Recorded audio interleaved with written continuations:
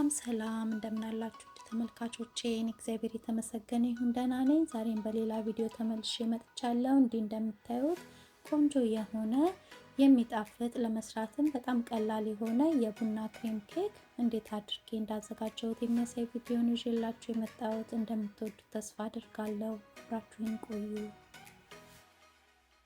ለመስራትም የተጠቀምኳቸው 1 ኩባያ የፍርኖ ዱቄት፣ ግማሽ ኩባያ ወተት፣ 2 እንቁላል፣ 1/3 ኩባያ ስኳር፣ 1 የሾርባ ማንኪያ ቤኪንግ ፓውደር፣ ሩብ ኩባያ ዘይት፣ 1 የሾርባ ማንኪያ ቡና ኢንስታንቱን ነው የምጠቀመው ወይም ደግሞ ኔስካፌ መጠቀም ትችላላችሁ። ቡናው ላይ 2 የሾርባ ማንኪያ የሞቀ ወተት ጨምሬ በደንብ አድርጌ አሟሟዋለሁ። የሞቀ መሆኑ ቡናውን በደንብ እንዲሟሟ ያደርግልናል። ከዛም እሱን ከጎን አድርጌ ስኳሩንና እንቁላሉን ዘይቱን አንድ ላይ መታዋለሁ።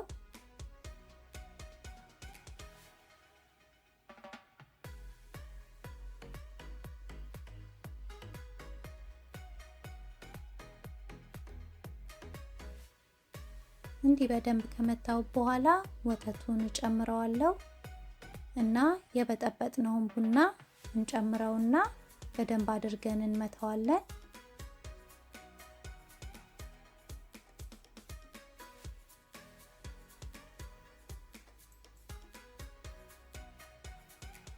እንዲህ በደንብ ካዋሃድነው በኋላ ፍርኖ ዱቄቱንና ቤኪንግ ፓውደሩን እንጨምርና አንድ ላይ እንመታዋለን ማለት ነው።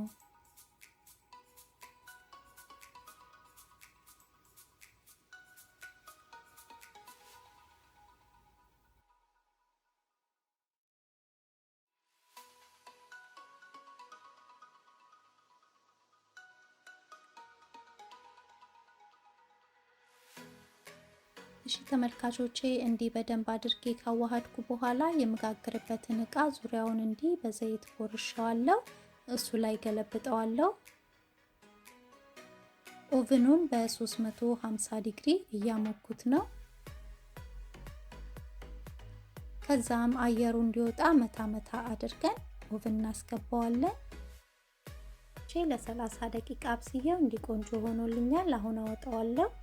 እስኪ ቀዘቅዝ ድረስ ኬኩ ክሬሙን እናዘጋጃለን። 1 ኩባያ ከግማሽ ሄቪ ዊፒንግ ክሬም፣ 4 የሾርባ ማንኪያ የስኳር ዱቄት፣ 1 የሻይ ማንኪያ ኢንስታንት ኮፊ እና 2 የሻይ ማንኪያ የሞቀው ውሃን የተጠቀምኩት እና ቡናውን በሞቀው ውሃው በደንብ አድርጌ እበጠብጠዋለሁ። ከዛም ጎድጓዳ ሳህን ላይ ሄቪ ዊፒንግ ክሬሙን ቡናውን እና ስኳሩን ጨምሬ በደንብ አድርጌ እመታዋለሁ።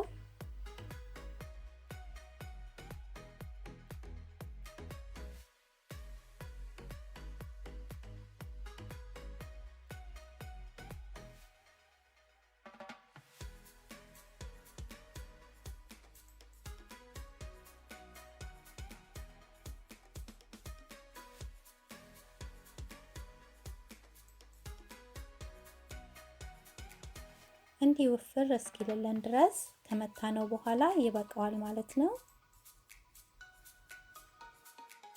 ከዛም ፓይፒንግ ባግ ውስጥ ጨምረዋለሁ።